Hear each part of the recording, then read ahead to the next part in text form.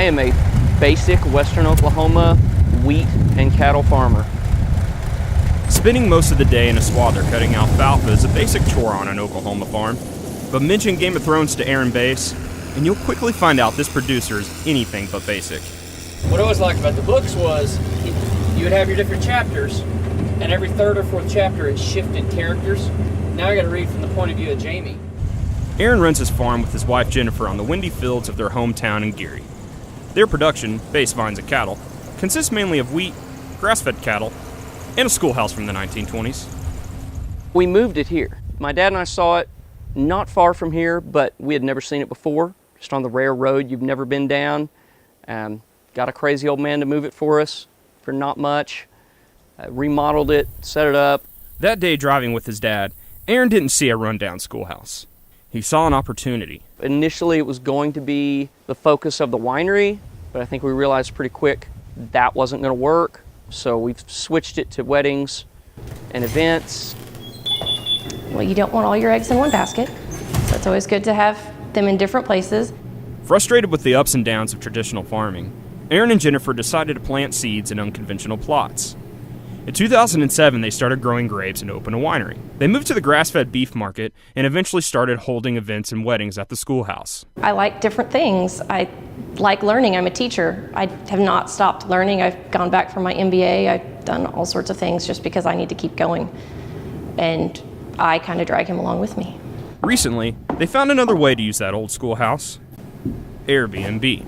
95% of my Airbnbers are awesome. They want to stay here because it's a one-room schoolhouse, because they get to see it on our prairie. Airbnb is an online hospitality service where people can lease out their homes for lodging. It only made sense for this unique couple to rent out their unique piece of property, and it's paid off. It's amazing how many people and the diverse types of people from around the country that just want to come out to a Western Oklahoma farm. You know, I think we kind of take it for granted. You know, they all want to talk about the stars or the quiet or hearing the coyotes or something like that. So it's just easy to take that for granted. Diversifying your business can be really valuable, and I encourage everybody to do a significant amount of research and start with information that you know is from a credible source. So your land-grant universities, other institutes and centers that do scientific research are good places to start.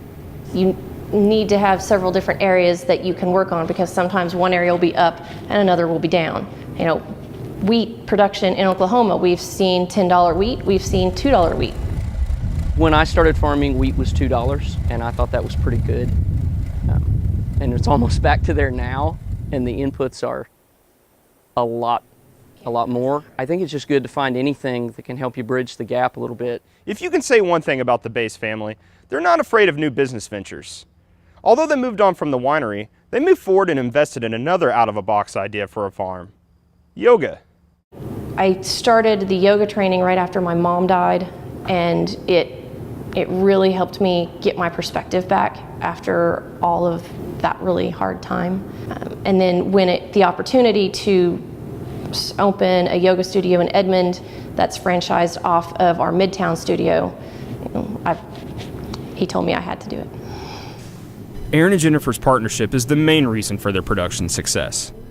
Both will hop in a combine, and both will read up on new ways to add to their production and try new things.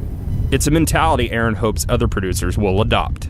Don't let your preconceived notions hold you back from an opportunity. I always argue that a farmer's job isn't necessarily to feed the world or, you know, even make big crops or anything like that. Your job is to make a living, raise your family out here.